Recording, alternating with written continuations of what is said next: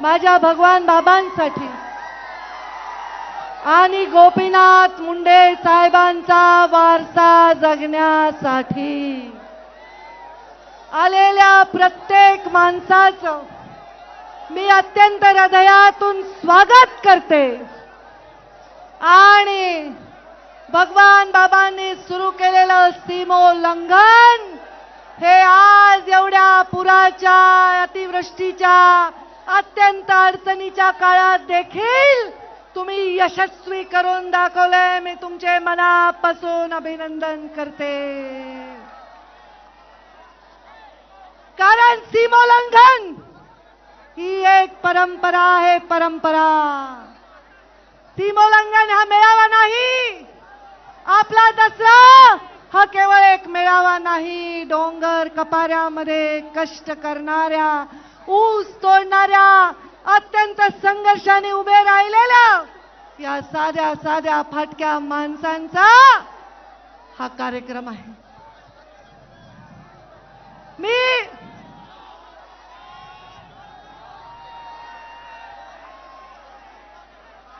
भगवान बाबांच्या चरणी प्रार्थना करते,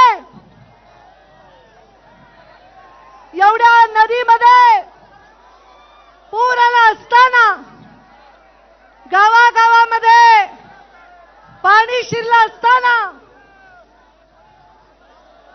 लोकांचे घर आणि संसार वाहून गेले असताना देखील तुम्ही एवढ्या उन्हात, एवढ्या अडचणीत, एवढ्या लांब आलात की नाही? बुलढाण्यावरून आलात की नाही? जळगाववरून आलात की नाही? वाशिमवरून आलात की नाही? नाशिकवरून आलात की नाही? नगरवरून, पाथर्डीवरून, केजवरून, आष्टी, पाटोदा, बीड, शिरूर, सर्व महाराष्ट्राच्या कानाकोपऱ्यातून तुम्ही लोक आलेला आहात।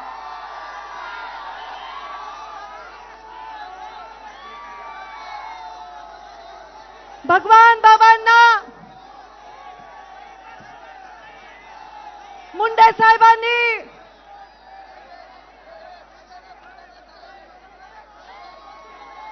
सिंदखेड राजावरून, बुलढाणावरून, देऊळगाव राजावरून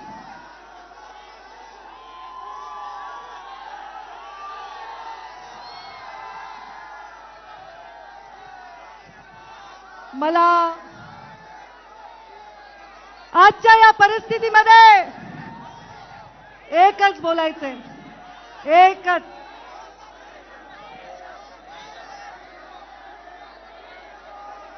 माझ्या अत्यंत महत्त्वाची